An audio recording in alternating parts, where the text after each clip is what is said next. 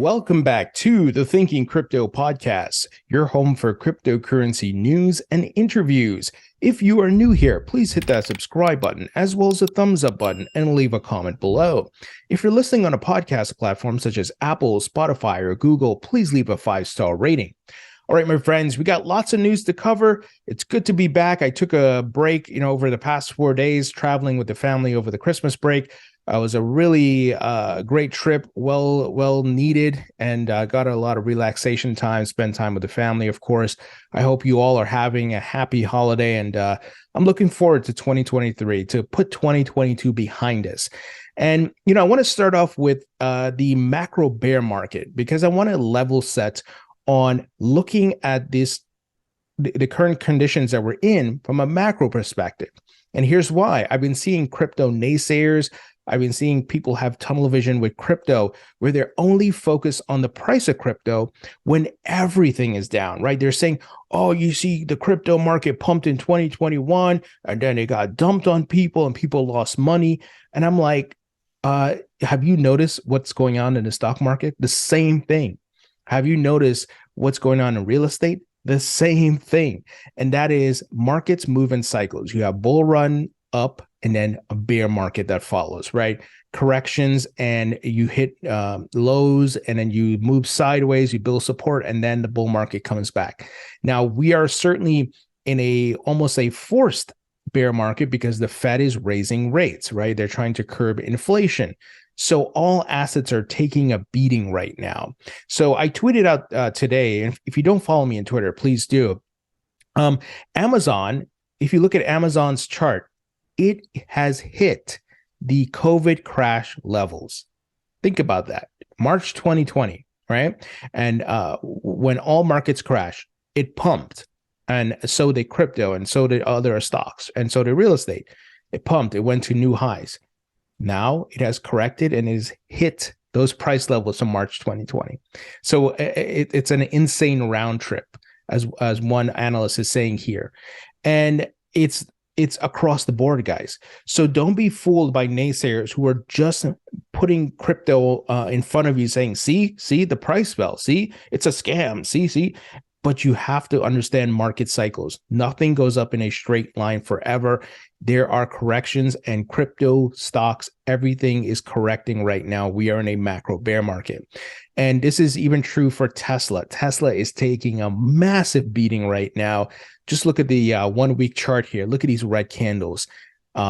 It's falling off a cliff. It's cliff diving right now. So it's taking a beating, but that's okay. It did its run up. Those who bought the last bear market and bought the lows made money in the run up. Now it's correcting. And guess what?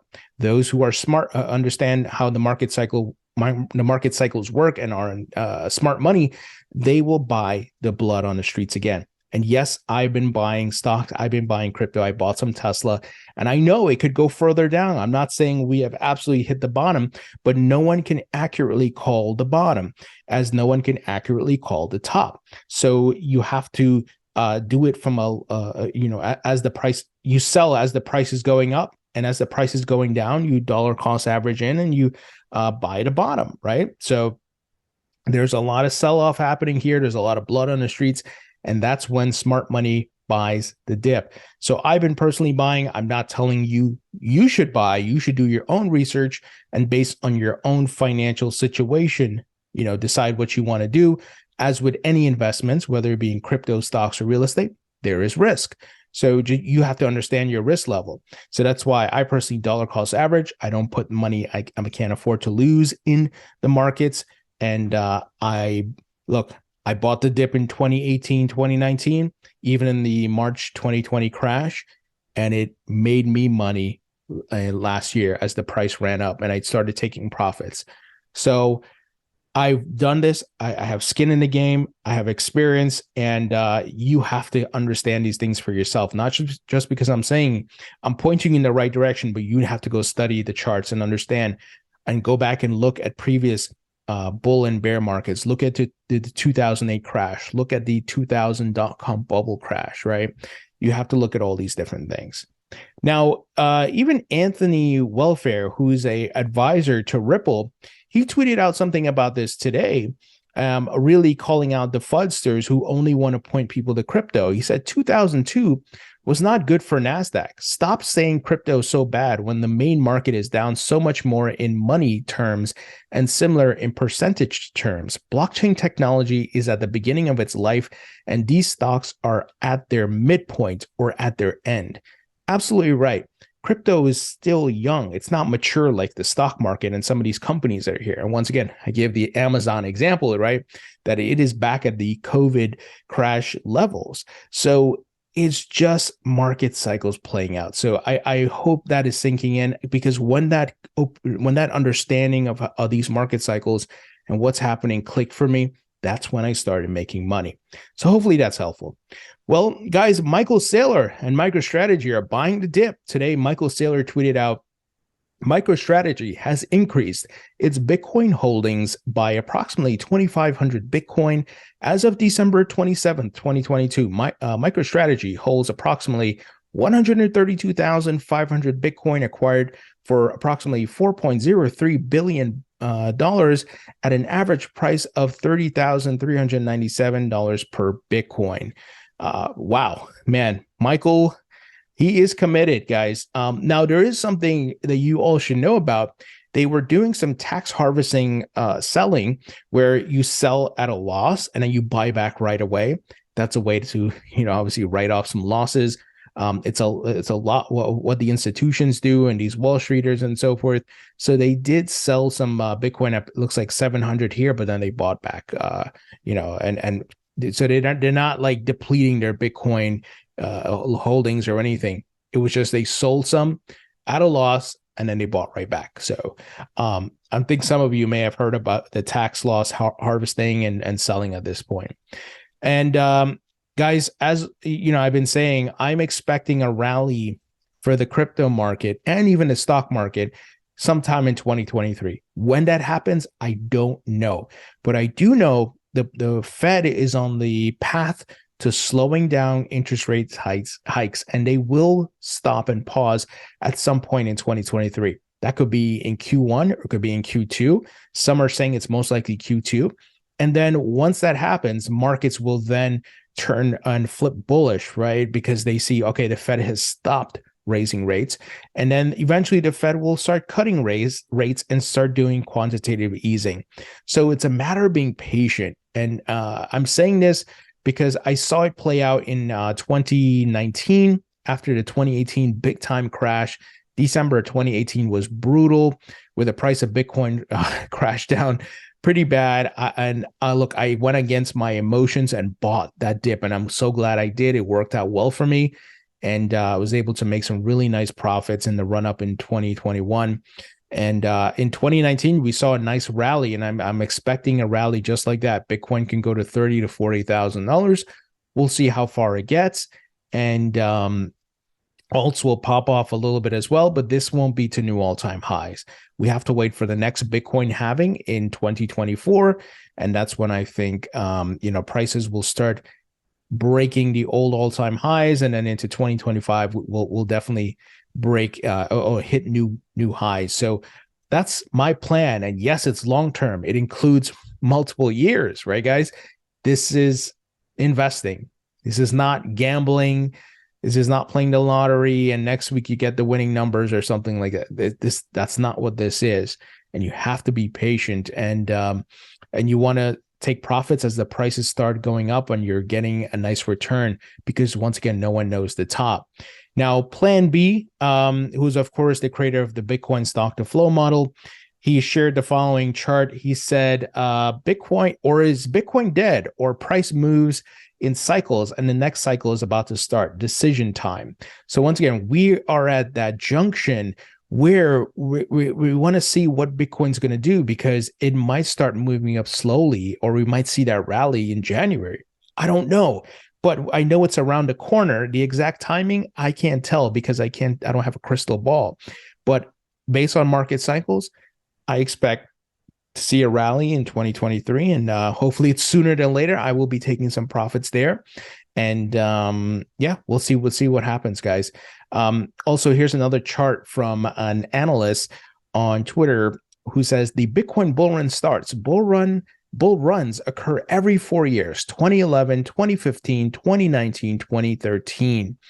And he shared a great chart showing the bear markets usually last 1 year, the bull markets last 3 years. So very interesting. That does not mean it's going to play out exactly like this in the next cycle coming up, but you have to go off of the data and the facts, right? Not your feelings or your emotions or your guesstimates so much, but how has things played out historically? And that's what we can potentially expect in the future market cycles. So Bitcoin halvings have been the trigger for the start of a new bull market, but we're certainly near the bottom, guys, if we haven't already hit it. So be patient, and once again, have a macro outlook. Now, here's some very, very big news. HSBC has filed trademark applications for its name and logo. The applications indicate plans for a digital media backed by NFTs, virtual currency exchange plus transfer, virtual credit card processing, and more. So we're seeing a lot of these big time banks and institutions are filing for trademark and patent applications that include crypto, currency exchanges, NFTs, Metaverse, and so forth.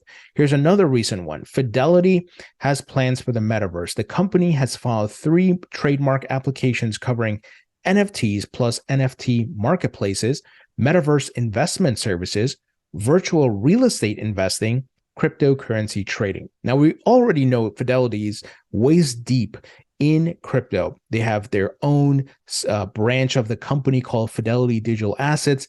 They've been mining Bitcoin for a long time. They offer crypto trading and all that jazz. We know they have been, they've been set up for a long time, participating in this asset class. What looks like they're going to do more, and it involves NFTs and Metaverse and so forth. So once again, another indication that these folks, they don't care about the bear market or, Sam Bankman-Fried and FTX and all that nonsense.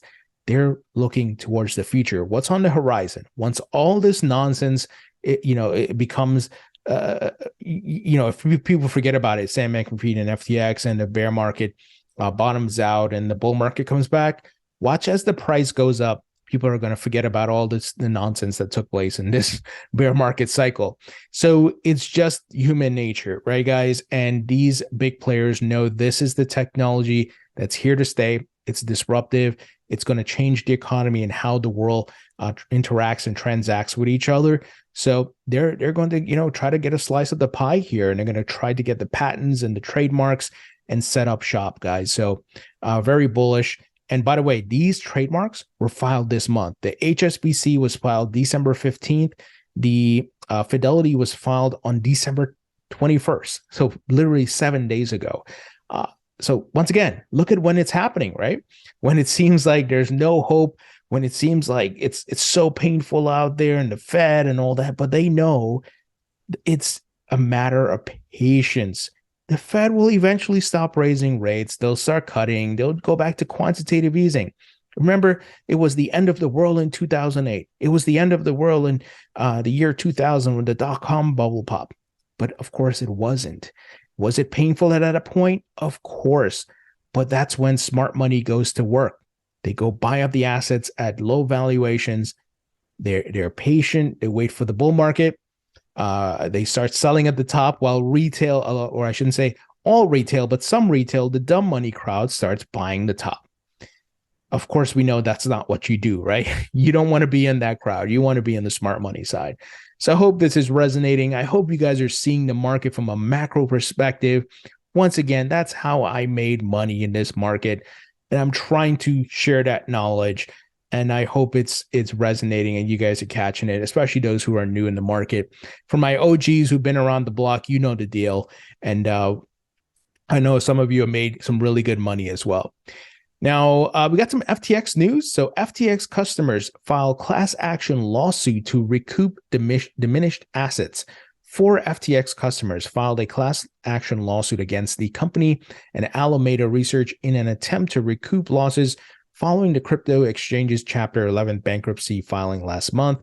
The lawsuit filed Tuesday petitioned a judge in Delaware bankruptcy court to rule that remaining FTX assets belong to customers instead of the company.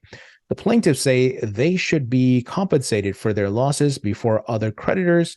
Here's a quote: customer class members should not have to stand in line along with secured or general unsecured creditors in these bankruptcy proceedings just to share in the diminished estate assets of the FTX group in Alameda, the complaint said. Guys, this is just the first of many lawsuits to come. Sam's going to get sued, FTX, maybe Kevin O'Leary if he hasn't already. You're going to see a lot of lawsuits, guys. So this is just the first, I think, the first batch of what's to come. And then we have news here: Sam Bankman-Fried to enter plea deal in FTX fraud case. So this comes as no surprise. Let's see what's going to happen. This guy needs to go to jail. He needs to spend time in jail. If he gets off, then the justice system is corrupt, it's broken, and his political donations have bought him freedom. And if he doesn't go to jail, I don't know what I'm gonna do or say, guys. This because it will be really, really absurd. And I'm sure many of you have the same feelings. This guy committed big time fraud, billions of dollars loss, retail, institutional, and so forth. And he knew what he was doing. He tried to, say he didn't know what was going on in Alameda and all that stuff. He knew. And they were running just a big time sham with Alameda. And anyway, you guys know the whole story. So I'm not going to, just continue talking about this, but that's the news, guys. Let me know what you think. And what do you think about Michael Saylor buying more Bitcoin? Hopefully everything's going to be okay with him. While I'm annoyed at Saylor sometimes and the things he says, I don't want to see him get wrecked because that would be really bad for the market. And let me know what you guys think about HSBC and Fidelity and the trademarks they're filing around crypto. Things are moving ahead. People are building. And, during the bear market is when most of the great building is done because people are not distracted by price and they can be heads down working. Anyway, guys, let me know what you think and I'll talk to you all later.